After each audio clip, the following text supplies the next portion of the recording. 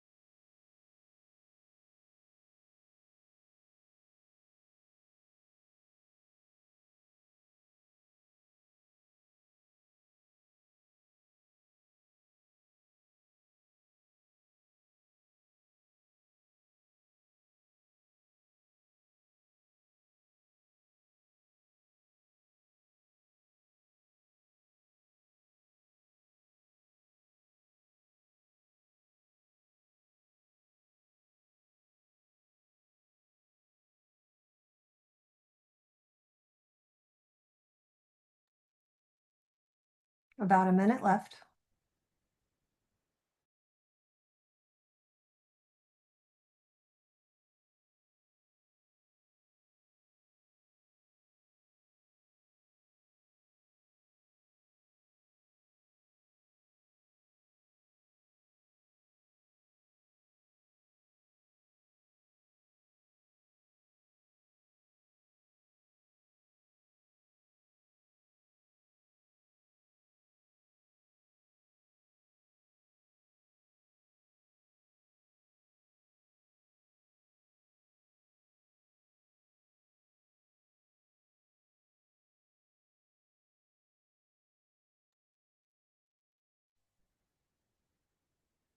All right, so 4 minutes is up. If you're not quite done, don't panic. You're still good. You have all the time in the world to work on this whenever you want. We're going to jump into the vision. So I told you earlier, vision is like the pretty picture of what you want this to be. Um, this is really about what it's going to look like when you get there. So this is a future statement describing like the 100% we did it picture. So it should inspire you. This is just for you. The mission statement we tell, right? The vision is for you. It should inspire you. It should be descriptive. This should be the picture that keeps you going on the days that it is too much. And you are done and you're like, why did I ever think I could do this? All those things that we tell ourselves. The vision is what keeps you crawling forward. And so for person, again, ones I've used before, be energetic, healthy, and independent into my 90s while traveling the world with my family and building a legacy, right? I know what that looks like. I know what that looks like to me. For a business, to create a library of productivity and spiritual templates and tools, including planners and oracle cards. Yes, I know what that looks like. So now you're just like, think of it as decorating that mission statement. These are usually a little easier to do, so we're going to give a little bit less time on this one. I'm going to give you 3-ish, 4 minutes. And again, I will give you like a 1 minute warning on this one. So, ready, set, go.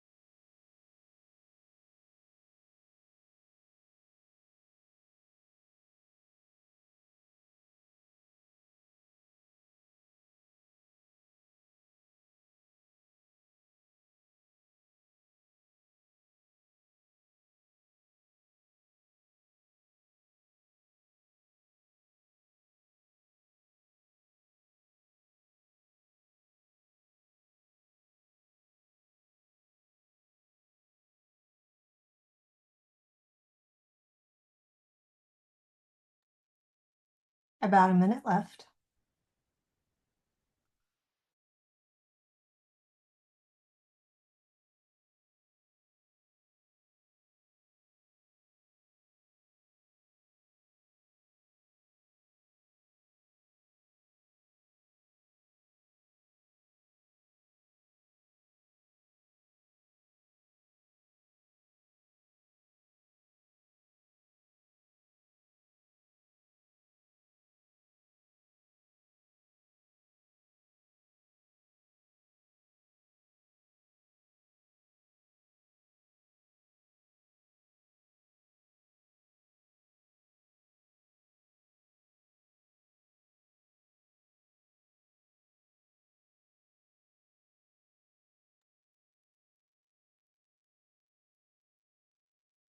Okay, coming back, you should start to feel a little bit of the momentum with with the vision. The vision statement, I think, is my favorite part because that's where we really start to like you see it.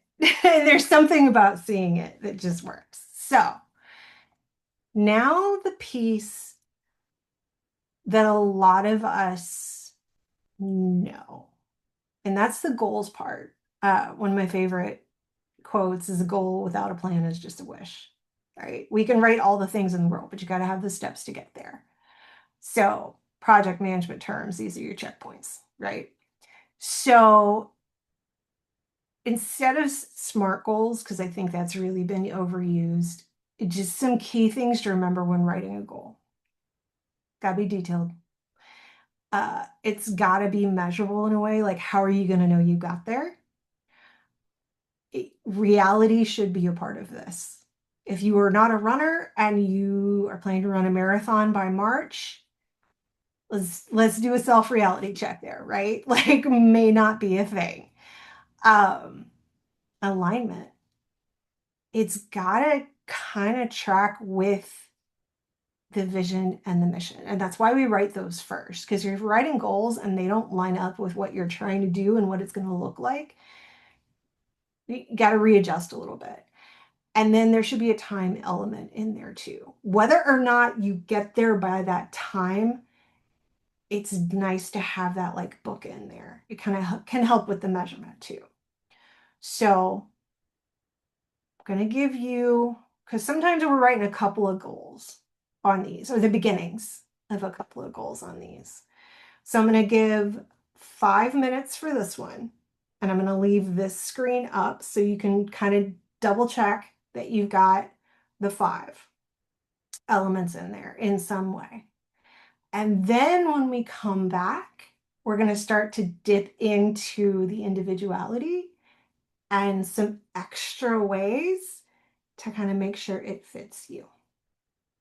So 5 minutes for your goals, as many, as few as you want, leaving this up as your checkpoint that your goals have the pieces in them that's going to make it successful. So 5 minutes starts now.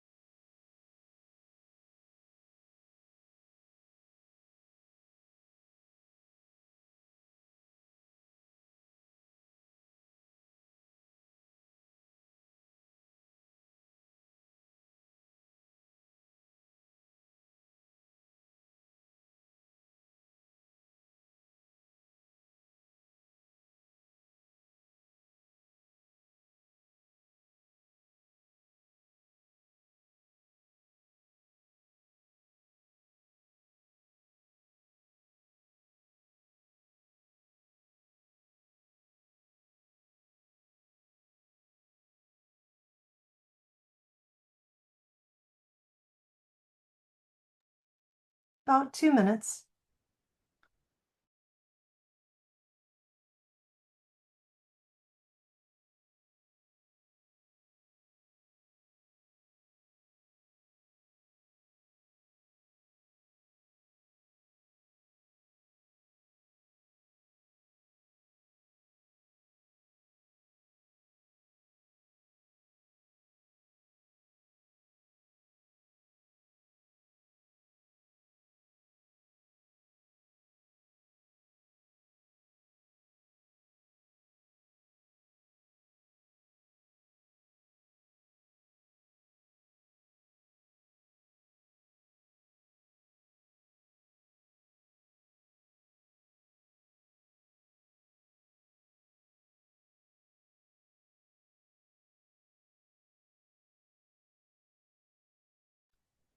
About a minute left.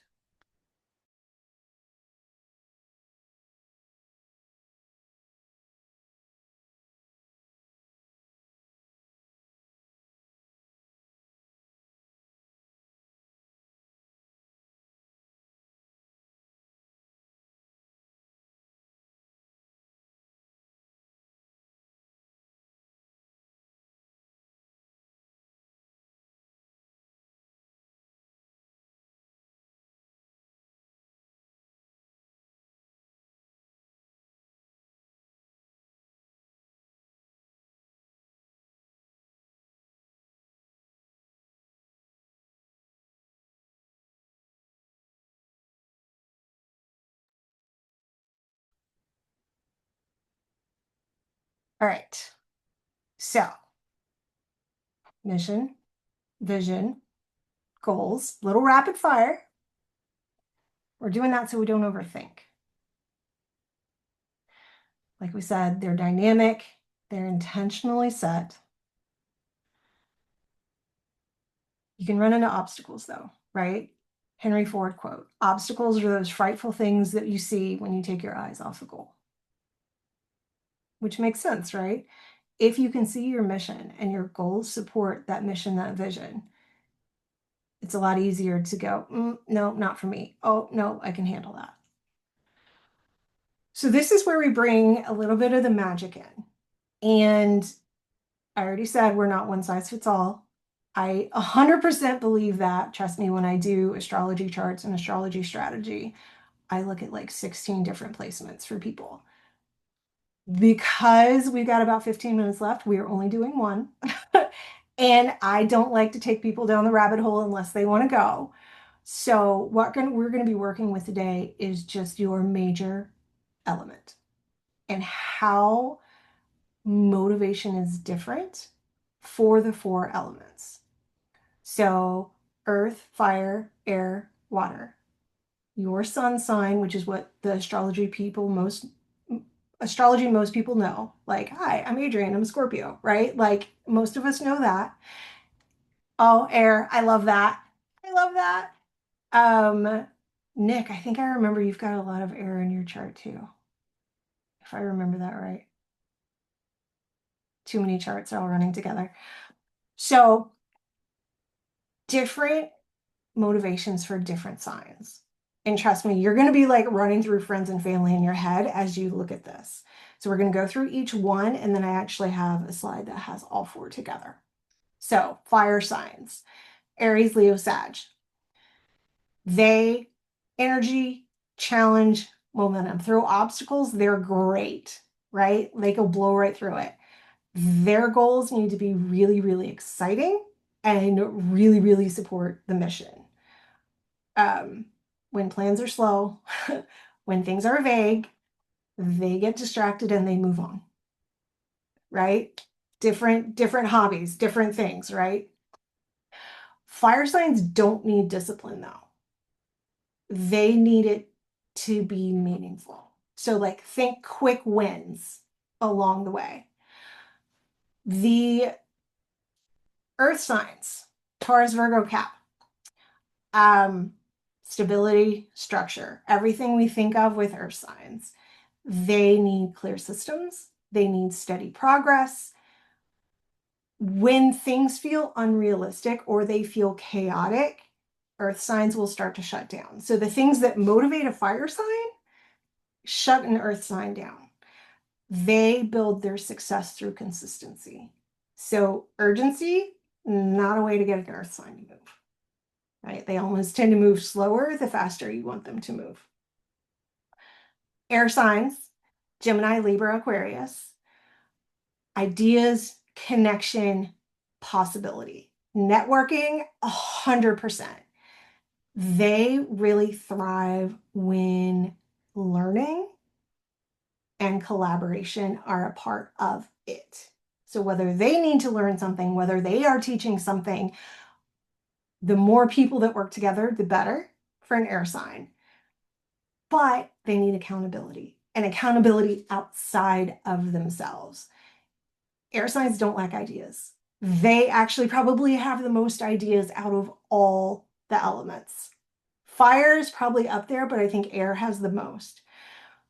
But they, and this is going to sound contradictory, but air signs need structure that still allows them flexibility. And people have to be a part of that.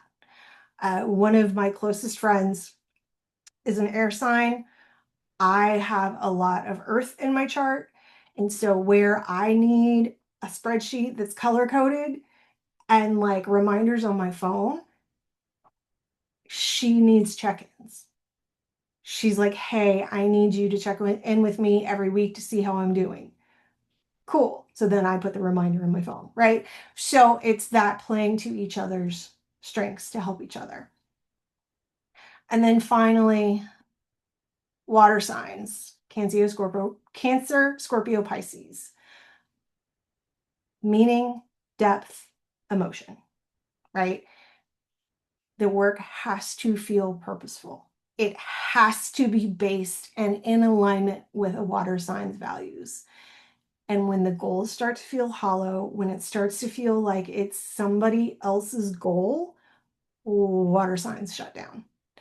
So the goals have to nourish them, not drain them. So working towards that external somebody else's goal, we will shut down. But if it supports where we're going, then no matter how hard it is, the water keeps flowing. So very different elements within what motivates an element. So as promised, I've got all the elements up here. And now what I'm going to invite you to do, and we'll just take like 3 minutes for this, is look back over your mission, vision, and goals. And we're not rewriting them, but maybe just make a couple of notes around, are there words that you need in there?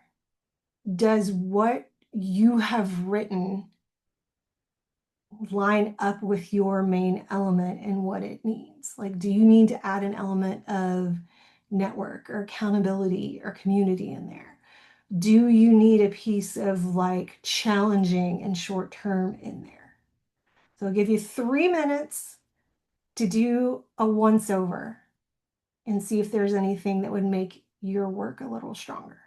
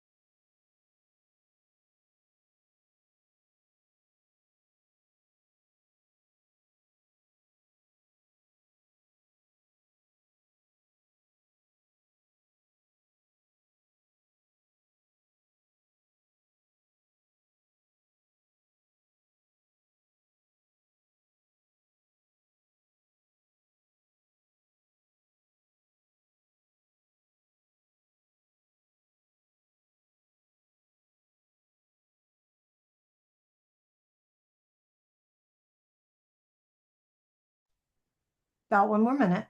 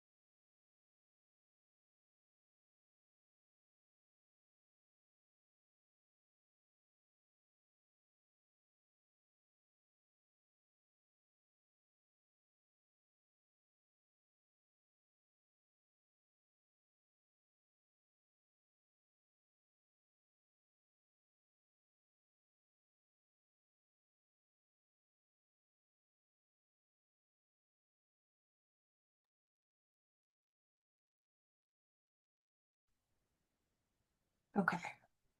So now home stretch. We're going to flip from the magic, from the woo, back to one of my productivity mainstays. And it's one of my favorite tools and often the most underused tool, I think. And it's called the 5 whys. It's typically used in process improvement work.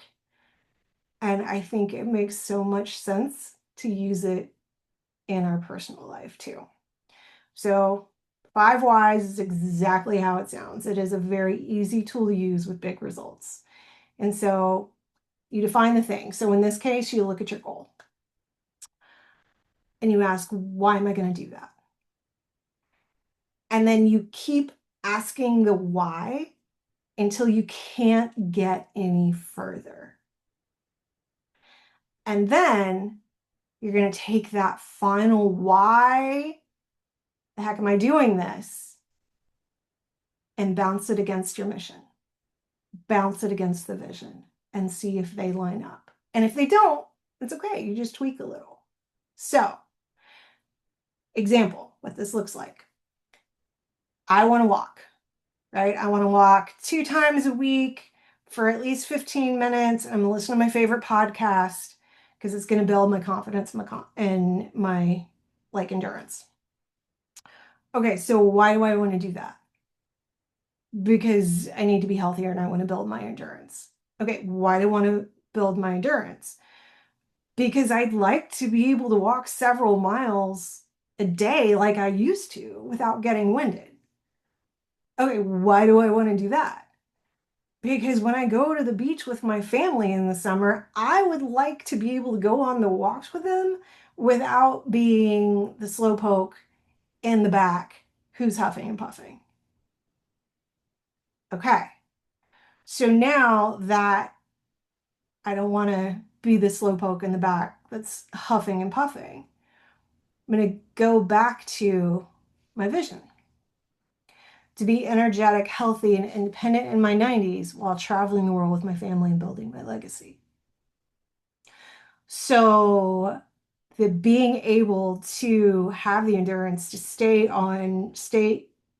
with my kids and my family at the beach on walks, the why matches up with the vision.